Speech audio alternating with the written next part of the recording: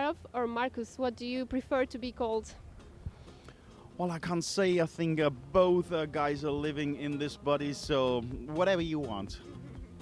How did come the idea of Parov Stelar? Well, I wouldn't say that it was an idea, it was a development in the past. So I started making music, creating music, and then I needed a name for it. Okay, so we would like an opinion from you.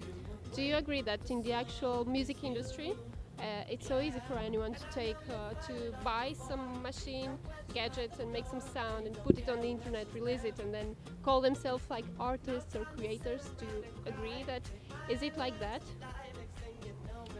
Well, I think it was always easy to become an artist, and if you take a pencil and you draw something on a sheet of paper, you can be an artist as well. And I wouldn't say that people are artists just because of the good result. I think being an artist is a kind of thinking. Yeah, so but we are doing like a criticism to the industry. Like anyone wants to be famous for something, and just they put some sounds. But you're not like that, and we are hope to see that on the stage. You are always sticking to your own style. How do you create it? How do I create it? Well, it's different, but mostly I start with a beat. But you're right. If you have a listen at the current situation in the radio, so most songs sound really similar, you know. And I think for many people they think it's very easy to do that. I have to say it's not. And even if they are commercial and hits, it's not to create something like that. But this is not my way with Parov Stelar. With Parov Stelar, I wanted always to create something with edges and some scratches, you know. So for, let's say, you have to listen 2 or 3 times that you get it, and a chart theme is you have to listen once and you have to get it. You also made a video where you are explaining how to make a hit. How do you know how to make a hit? I don't know how to create a hit, and I'm not sure if anybody in the world knows how to create a hit. I think there is some points you can put out that should a hit include like a strong chorus or something like that. But sometimes some songs become hits you never expected, like this Gotcha somebody used to know, or even my Austrian colleagues Klangkarussell with their song. So I would say it depends always on the time where you put it out and zeitgeist. What makes a great show for you? Like any artist and any different means, press, they can say that it was a good or a bad show, but it's always different. It's subjective, it's not objective. What is a great show for you? You know, when I go from stage and the sort of people smiling, and you feel it during the show if it's a good show or not. And I had it very often that we got critics from journalists or from magazines, but all the people who were at the show, they enjoyed it. So for me, it's a good show when I have the feeling that people go home with a smile. Really great. What do you expect? Some spectacular show, like a great. I'm not talking about okay, it was good, but a really great show. How do you do it? You mean how I do my show to do that, or?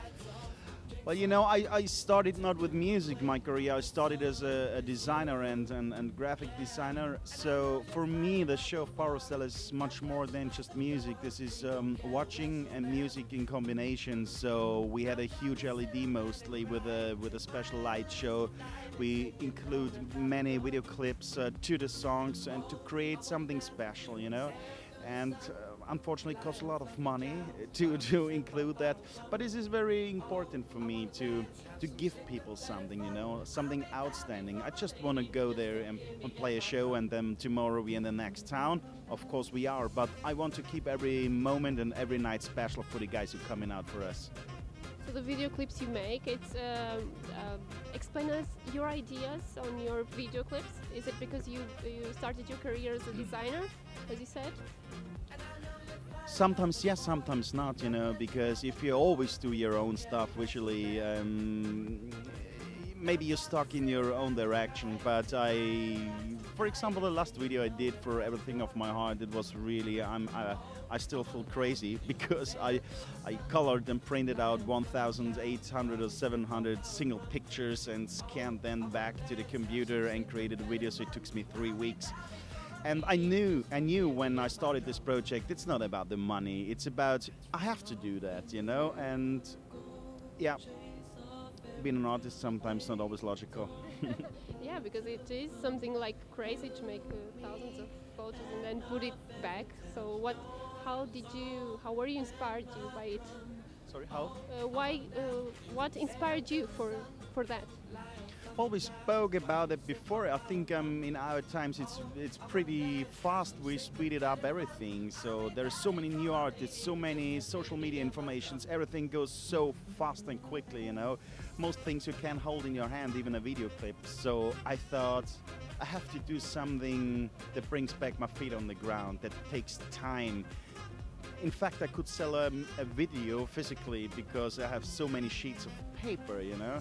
So that brings everything in a different context, and I think that is the significant part in that work, to produce something real. What do you expect for this show tonight? I learned I don't expect anything because I always have a good surprise. I remember the last show we had here and the people were really freaking out and amazing. So I'm a bit nervous and I hope that we can do the same tonight. Okay. Thank you very much. Hey guys, I'm Parov Stelar and you are watching Backstage, so stay tuned.